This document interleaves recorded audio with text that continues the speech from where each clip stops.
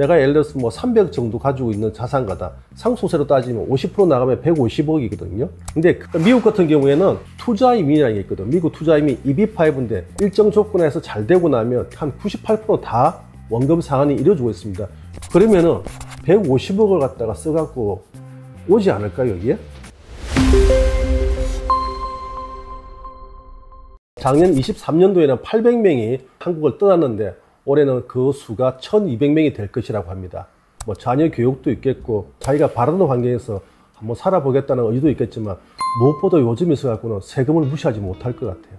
특히 이 상속세는 20년, 한 30년 다 들어가거든요. 오래전에 보면은 뭐 강남의 아파트 값이 5억 미만, 10억 할 때는 뭐 어느 정도 있겠지만 지금 보통 20, 30억 하거든요. 그러면 대부분이 다 상속세 대상이라는 거죠. 그래서 30억에서 50% 내면 15억인데 100억 가진 사람은 한 50억 내잖아요. 그 정도까지 뭐 하면서 여기서 계속 그것 할 수 있을까 좀 고민이 많이 되죠. 한국에서는 어쨌든 50%에서 30%로 또 낮춘다고 하고 있어요. 그거는 낮춰봐야 낮추겠지만 제 생각으로는 아직 쉽지는 않을 것 같아요. 대통령실의 내용이지만 지금 정치인들 내에서도 지금 합의가 안 되고 있잖아요. 근데 현재 다수당의 야당에서는 지금까지 해왔던 자기들의 그 사상 논조에 보면은 부자 감세라밖에 생각이 안 들거든요. 그러면 이걸 갖다 민주당에서는 오케이 해줄까요? 지금 오래전부터 조세 정책에 대해서는 바꿔야 된다는 여론도 많고 학자들 사이에서도 말은 많이 나왔지만 아직 실행된 건 없어요. 상속세에 30% 감면된다. 희망사항이겠죠. 물론 그러면 지금보다 나을 수는 있겠지만 그 30%도 사실은 이제 좀 쉽지 않다는 거죠. 일반인에게 뭐 10억이 30%면 3억이지만 100억이면 30억이고 그래서 따지면 100억이 있는 분, 1000억이 있는 분은 30%도 크다는 거죠. 근데 미국 같은 경우에는 투자이민이라는 게 있거든. 미국 투자이민 EB5인데 외국인 투자자들이 일정 금액을 갖다가 80만 불을 투자한 다음에 고용 창출을 하게 되면 영주권을 주고 가족들한테도 영주권을 주던 제도입니다. 요걸 유지하는 데 들어가는 게 한 5년에서 한 7년 정도 보통 6만에서 8만 불 들어갑니다. 하지만 투자 원금이 80만 불은 펀드 같은 비슷한 거예요. 한국 케이스는 거의 100%까지는 그렇지만 일정 조건에서 잘 되고 나면 대부분 원금 상환을 다 받습니다. 근데 이 돈도 사실은 보면 보통 프로젝트에서 하는 게 연간 이자가 최하가 0.25%예요. 많은데 3% 주거든요.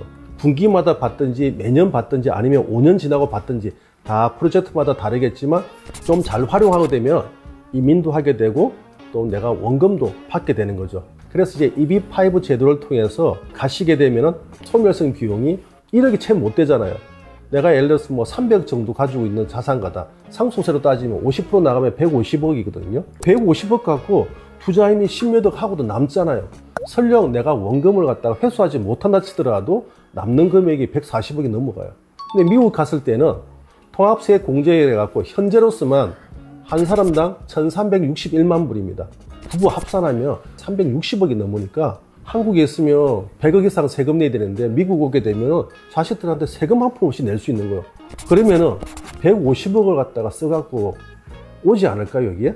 조금 합리적인 자산 배분이겠죠. 국가를 등지고 가고 내 시민권을 포기한다 이런 뜻이 아니라 유학을 가든 뭐를 하면서 좀 내가 선택하고 자유롭게 살 수 있는 곳에 갔다가 할 수 있는 자유의지가 있잖아요. 자산의 이동은 분명히 이유가 있고 좋은 쪽으로 흘러가게 돼 있거든요. 삼성도 마찬가지고 LG도 마찬가지지만 어디다 공장 많이 짓겠어요. 상대적으로 제품 생산 만들어낸 원가가 낮은 국가를 갈 수밖에 없거든요. 마찬가지로 내가 세금이 더 좋고 하면 또 미국 가서 미국 주식도 사고 미국 부동산도 구입하는 시대거든요. 그런 면에서도 영주권을 갖고 세금도 세이브하면서 자산도 불릴 수 있다면 얼마든지 가능한 옵션이 많다는 얘기겠죠. 하여튼 지금까지 약간의 좀 이렇게 뭐 나름 생각해보고 같이 했는데 어떻게 공감이 되시는지 모르겠지만 한국인들이 한국을 많이 떠나는 자체는 되게 씁쓸한 얘기인 것 같습니다. 하지만 그건 왜 떠나는지 조금 이해가 될 것 같아요. 제가 아직 부자라서 아니라서 그런지 모르겠지만 저도 몇백억이 있는 자산가라면 충분히 고려해 볼 수 있다고 생각이 듭니다.